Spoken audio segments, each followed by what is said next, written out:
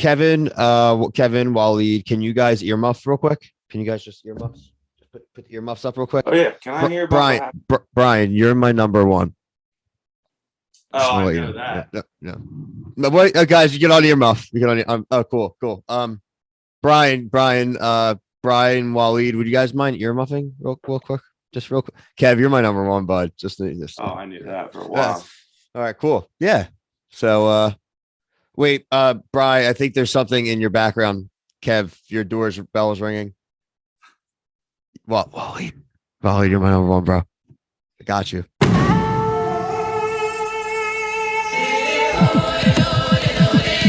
Welcome back to the Reality Guys. I'm your host, Billy Blinks, joined as always by my co-host, Brian. Good evening. Kevin. Hello. And Waleed. What's up, guys? As you can see in the title, we are here to talk Survivor. This is Survivor season 42, week 4. And man, this season is a dredge. There are a little bit of highlights. Jonathan comes to mind, a couple of funny quotes here and there, man. But again, with this season, and I'll start with at least my thoughts, is that Ika tribe and the tribal council and the things leading up to the tribal council, they're a super mess. And to me, it's just more of the same. Nobody can keep a damn secret. No one can not tell people about their extra votes, not tell other people about the extra votes, not tell other people that they were talking about aligning. And I know this is a thing that probably happens here and there, and it is a relative Survivor thing, but how quickly these people are all just trying to out scheme each other and out explain and out team. None of them have played a good game. I haven't seen anyone really play a good game outside again of so far Jonathan playing a physical, awesome game, and just a little disappointed 4 weeks into Survivor that we haven't had a really cool Survivor moment yet. Brian, I'll start with you and then we'll go to Kevin, Wally. Just, same thing, general thoughts. Yeah, I mean, I was just saying pre-show, this is one of the most boring episodes I've ever watched this season, this show, and I've watched 42 seasons now. But and you know what's funny is Jonathan is the type of guy that looks really good in the beginning and then could get cut when the merge happens. But these guys are so dumb that he could actually just pull it off. Because he can just win immunity because everyone is so unathletic. If he gets to the merge, he could just sweep. And I hope he does to make the show interesting. Bro, I never even thought about that, but for real, you're dead on it. Yeah. In my head, I'm like, dude, he's being such an idiot. He's gonna be but they preluded to maybe that happening by the. First of all, I don't think it was a big deal at all that he said, yeah, we have a strong 4, and then he had the 2 weakest two in that foursome being you know what, that really is. What do you mean? All he was saying was they're a strong team in a different way.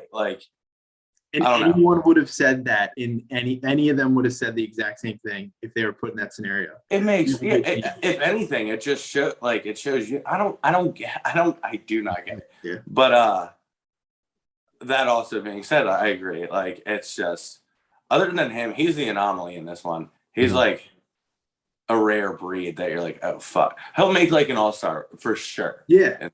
He reminds me. I don't remember his name, but I never thought about how weak the other people are. That he might stomp them through them, right? And it's I'm fucking BB. So, Waleed, I know that was your preseason pick, so you have to be feeling good about that. But besides him, and I also want to hear your thoughts on him. How you feeling about the episode and the season so far? Yeah, I mean, it's my first go at Survivor. I mean, it's my first season, so. I mean, I don't really have other seasons to compare it to because I haven't seen any of the other ones. I'm sure Brian, I can understand why he would probably be disappointed. For me, I mean, I don't really know exactly what to grade it yet. I kind of want to get through the whole season before I really fully judge it. Mm-hmm. But I can agree with them in the part, they are all dumb. They're all speaking their minds. They're all letting their secrets out. The politics, I haven't been very impressed with compared to other game shows like The Challenge and which I've always been a fan of, and I go way back with that show. So I have a lot to compare that to. But yeah, I mean, for a first season of Survivor, maybe this isn't the best season to get into.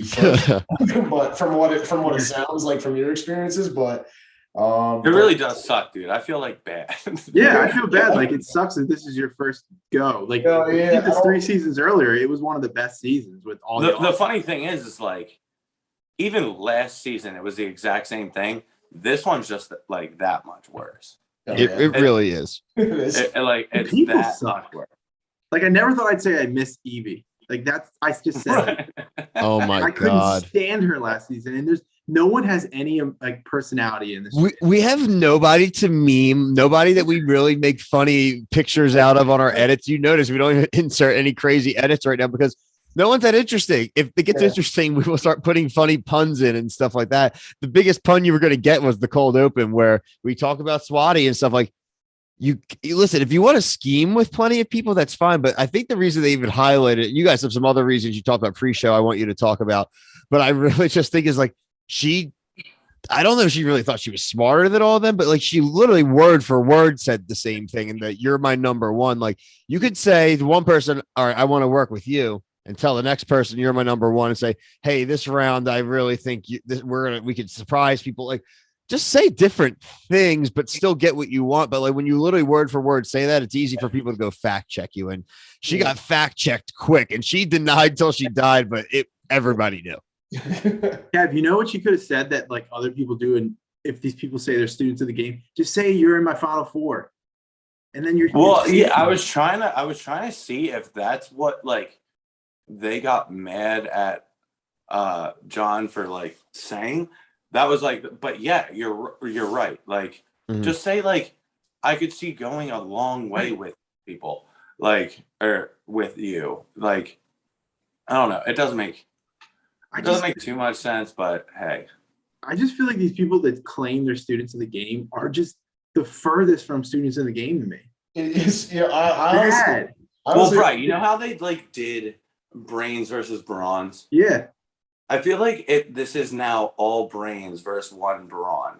And like this is really going to show. But not even like they're not even brains. It's like I don't even know the right word. It's like nerds versus nerds, or like. I mean, who athletically do you think is the closest to John? Honestly, he might be brains over everybody too. To be honest with you, Roxroy, yeah, but I mean, like maybe Roxroy, but he's not in shape. Yeah, right. That's what I'm saying. Like they're making it just Huang maybe because like he's lean and stuff and could do some of the endurance stuff later on, like the balance things. But there's nobody. I mean, you're saying there's no one even close. I would say it's girls, like maybe Tori. Right. He pulled the boat by himself. Right. Yeah, dude, he's literally like a whale. And what's her face just hung on. He like picked up an extra like passenger. It's like watching Jaws. Everyone. I don't even know what else to say. Like, so Swati got swiped out because she couldn't gaslight an entire tribal council. The Ivy League did. So literally, Evie was a way better Ivy League Survivor player than Swati. Not even close. She was definitely smarter. Yeah. Better player. She made it pretty far. Yeah, she did some good, like, they did some good politicking, and they pulled some nice tricks. And I just feel like all people do is they just do the last resort. What is that thing called? Shot in the dark? Yeah. I hope no one ever gets it. It's just so funny. It's so they stupid. lose a vote. It's so stupid. Over. 17% chance, or like 6, whatever it is. Yeah, it's like just 17, I think. 13, whatever. It's not worth it to lose your vote. Yeah, and then you lose your vote. I have this theory. All right, I have this theory about the show this season. And last season, actually. But do you think that, like, the ones that get, like they're not giving those, like, hometown look backs like they did with John this week of how he got to, like, where he is and whatever. They don't do that with everybody. So you think that those are, like, locks to be at least past the merge? Maybe because they have nothing to talk about, but I did like it. It was interesting that it sounded like Jonathan was raised in like a warrior camp, that his dad woke him up and like make him do pull-ups when he was 3 years old randomly and probably like beat his abs in as he was doing it, like Rocky Balboa or something. Best football player. For sure, I saw him in 300. Yeah. This dude, he'd be great for like the challenge. Yeah, he could get picked up. He could definitely get picked up because we've seen Survivor people all that. And this is gonna sound heartless to me, but when they start doing these like old like reviews of like heart stuff, I just mute it out. I do not care about that stuff. What do you mean I don't really either. Like the flashbacks that you're just talking about, like, oh, they didn't do. Yeah. I wouldn't even notice because when they do it, I don't care. Like, be better on the show before I hear about your life. I will say that though, like a lot of the people on the show, like I'm just not interested in from a personal standpoint. Like a lot of them just don't really have interesting like backgrounds. Like even last week, I mean, I wasn't on the review episode last week, but I did see it. I watched it a few days ago, and Appreciate that. like Daniel from last week, I mean, you know, appears to be a student of the game, so he says. And then it's like, you know, watching him go through that whole thing, I'm like, man, he barely scraped by that. Like he looked like an idiot the entire time. Nothing really interesting about him. Looks like a poor version of like Corey Matthews from Boy Meets World. If you like a much older version, if you like dipped him in skim milk and left him there for 10 hours and pulled him out, that's what he would look like. Yeah, dude, he's a lawyer too, and he was like fumbling under the pressure with these like talking. Oh, wait, Brian, excuse me, hold on. So you know how we talk about the random commenters that give us like the random BS you'll get stuff for? So one of the things I saw in one of the groups was people were saying that why does everyone keep calling him a lawyer? He's only a law clerk. Oh, sorry, I didn't watch the podcast. He hasn't paid his dues yet. He hasn't paid his dues yet to be an Esquire, Brian. It's like, I'm like, oh. Meanwhile, the same people that are defending Clayton and all that crap now. But it's interesting you guys bring that up about like not really caring about what they have going on in their personal lives. It's funny because in a show like this, it's true. Like, I don't really care about where you came from. Like, I don't want to hear anything like tragic about you when you're a villain on Survivor. I want you to just be a villain. It makes more sense if you're watching, say, like a dating show, a Bachelor, or any of those other dating shows we watch. We're like, man, maybe have some background on the person, makes sense on why they like a person or don't. Oh, like, dude, it makes I treat them like characters. These people, I don't want to know like anything tragic. It makes absolute sense though. Yeah, I don't need to know that Daniel was like a kid who was one out of a million who survived cancer. Like, I don't need to know that. I need to know it was a squirrely, dumb guy who just lost the immunity idol last week. You know what I mean? That's what I need to know. Draw fans in, like do with The Bachelor, and liking like a certain person. Like, oh, I want him to win now. Like, what do you mean? That's everything. That is The Bachelor. He needs to do better. Well, except for I take it back. Except for who was my guy who got unjustly eliminated? Jackson. Yeah, I really cared about Jackson's background, though. Definitely. The rest of them, though. So you pick it and choose it. You're like, whatever. No, of course you're picking and choosing. When you do it, everything it's like the hills you choose to die on, right? My thing is the show hasn't had a villain these last 2 seasons, and it's just like I just don't care about any of these people because they're so uninteresting compared to other people in the past. CBS is the villain. They're just like they're creative players to me. They're just like a bunch of dudes and chicks that have no personality to me. It's getting scary, like close to being that Big Brother type, where you know what I mean? Like, I got you. No, yeah, like it's a survival show, just straight by technicalities and like nonsense between a group that we don't know. Like, they choose to tell us what the real drama is because we have no camp life to know anything about them. The show starts with talking about Last Tribal, right into a reward challenge.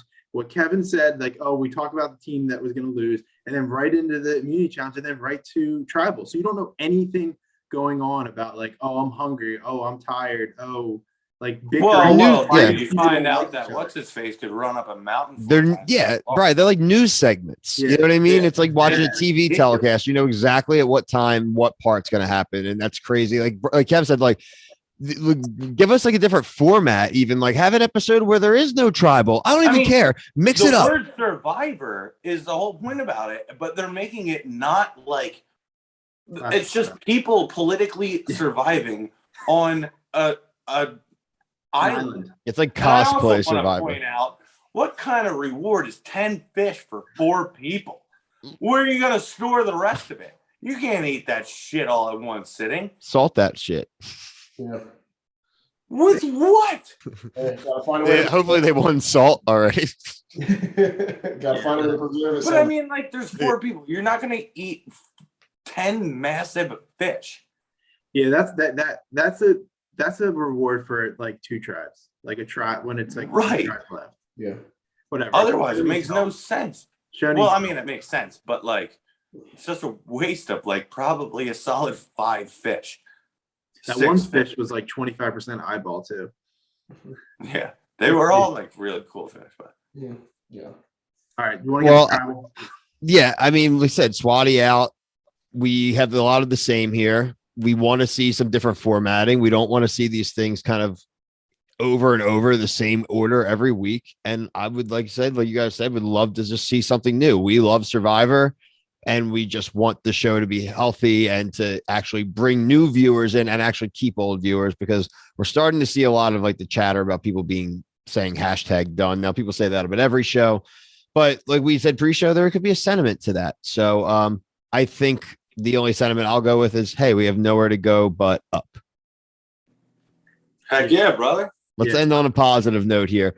Thank you to everyone who's been watching, liking on all of the different types of reviews. Obviously, the Survivor stuff, a little bit of Temptation Island. We've been doing some retro Bachelor reviews as well while the show's on hiatus.